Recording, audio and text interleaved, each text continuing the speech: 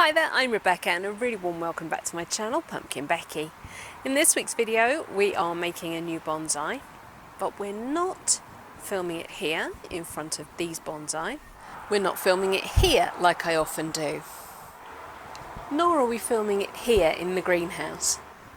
No, this week we're practicing bonsai in the woodland garden. Let's get started.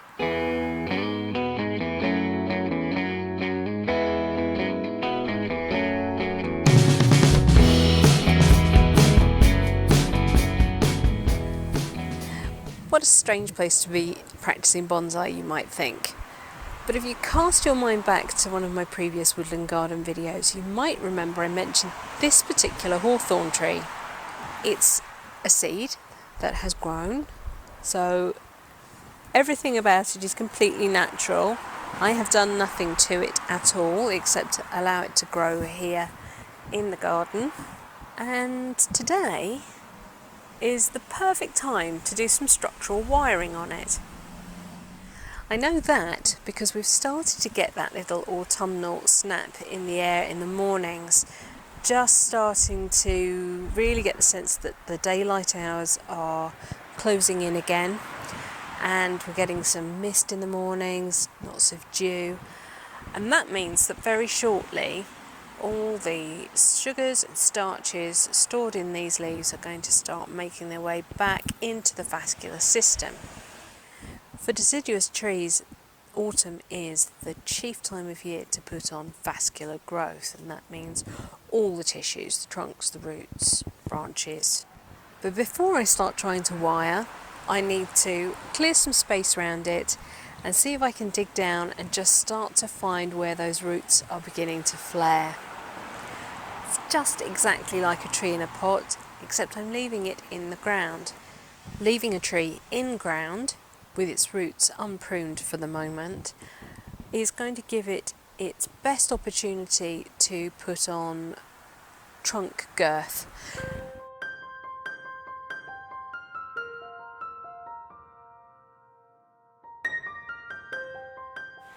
I've cleared myself a good wide working space around the tree, and I've actually discovered there's another little sapling just next to it. Next thing to do is come along with a chopstick and just start to scrape back that soil surface.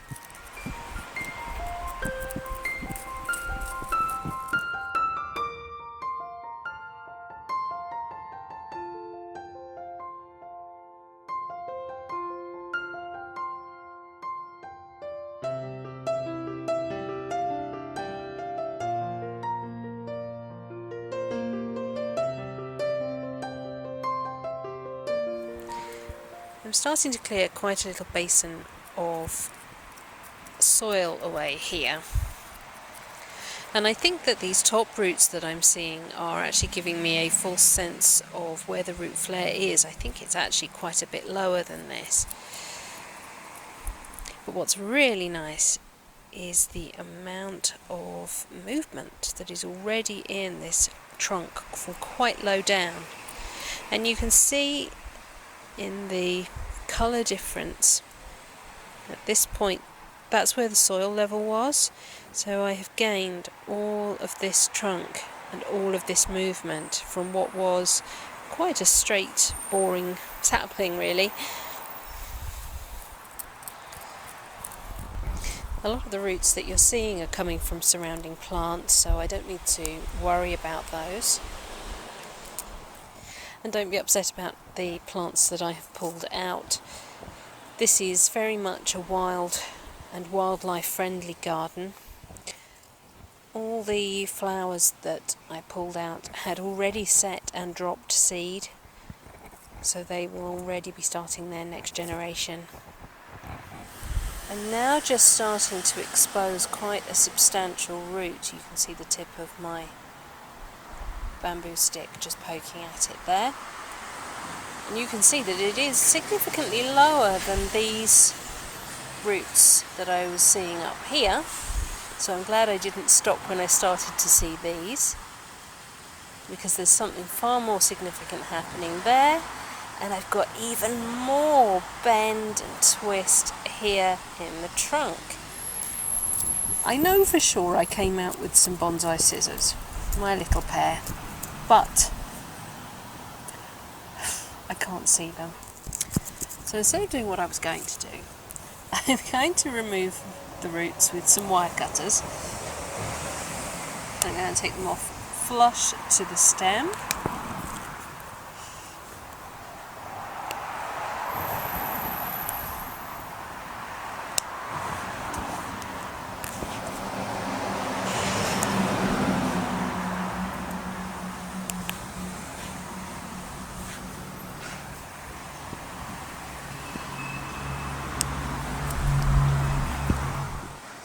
I'm now starting to see there's a significant void underneath this root here.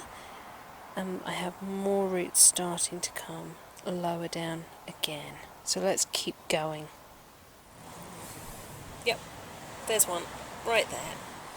So I think I'm happy to say that I am coming down now onto the layer where the roots will flare from. I'm going to remove this thick one and this one.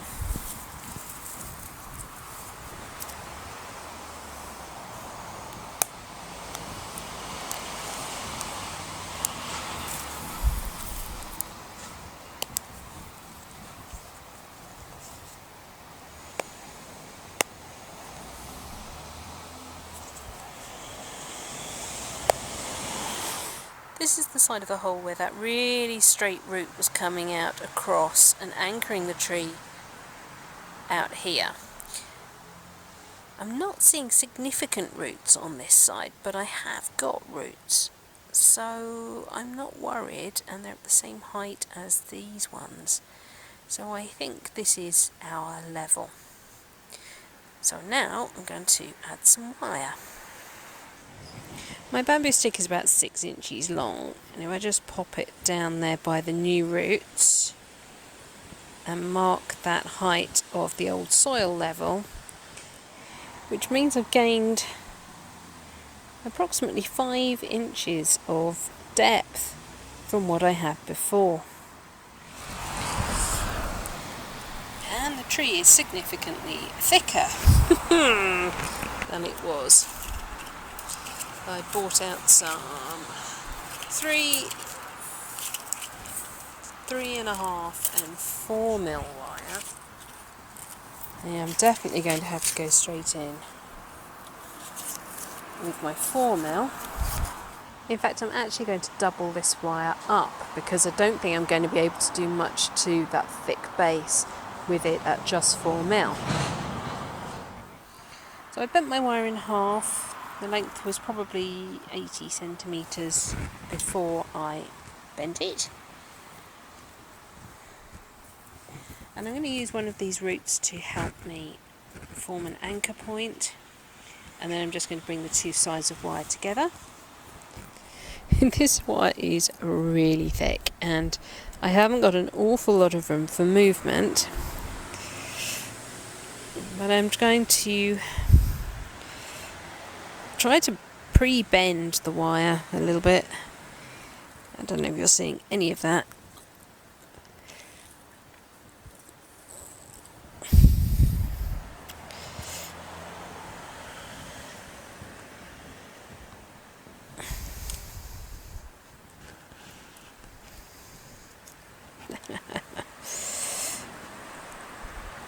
There we go. Okay.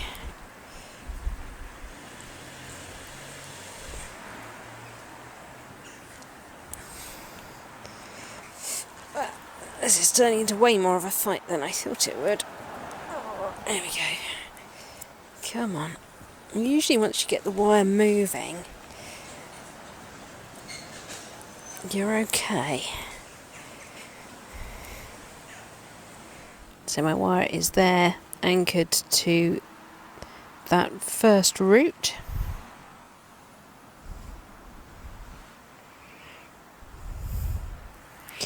So you can see I haven't wired a huge amount of the trunk. Now I'm going to try and start putting some bends in. It's actually really hard to show you this because I've got so much of this down the hole, which is fairly deep. But I want you to see as much as possible. What I want to do is twist in the direction that the wire twists.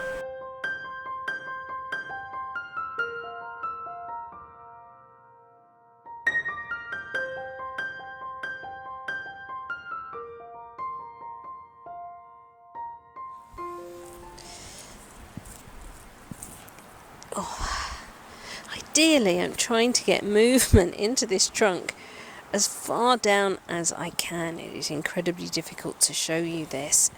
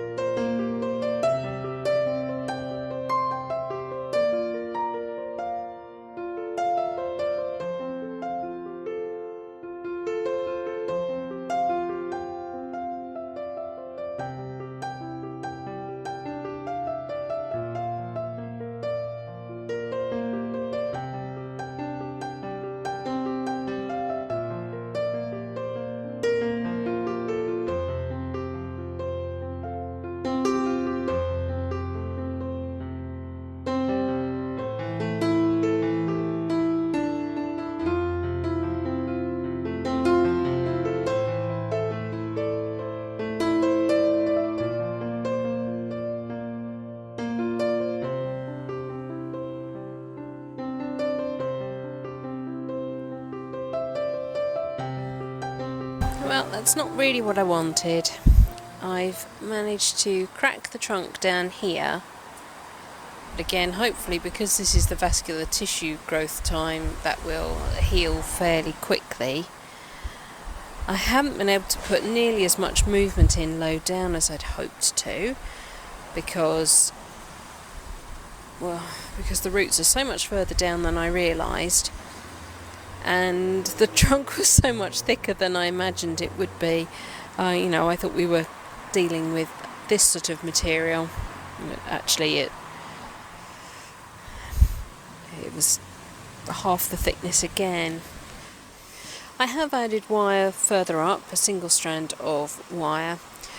Though in reality, I don't think much of this is going to form the final tree. I think we're probably going to end up sort of trunk chopping it here, if not lower.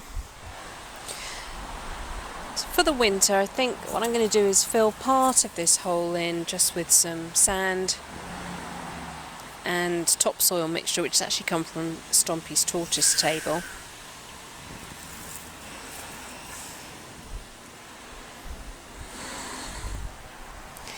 Don't want to add too much. I don't want to encourage new roots to grow higher up the trunk again.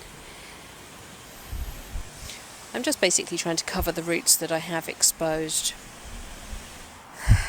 So that didn't entirely go to plan. I think my biggest mistake was not realising how deep the root system was going to be down there and how much thicker the trunk was going to be once I got down that far. If I had worked with something a lot younger and whippier like this, I might have been able to achieve the movement that I wanted to.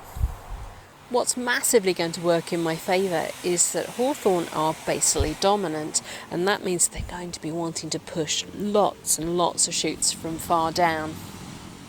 I don't need to worry about this section of the tree because I really don't think it's going to be part of the finished picture.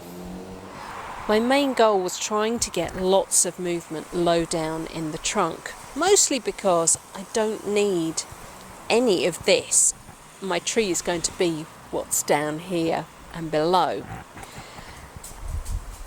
And because as trees get bigger and thicken, this movement will become more and more moderate. So even if you put a really crazy shape in, by the time the tree has started to thicken up, those bends and curves will soften and be less gnarly and crazy. Right, that's it for this week's video. Thank you so much for watching. Please remember to rate, share and subscribe to me here on YouTube. And until next time, bye!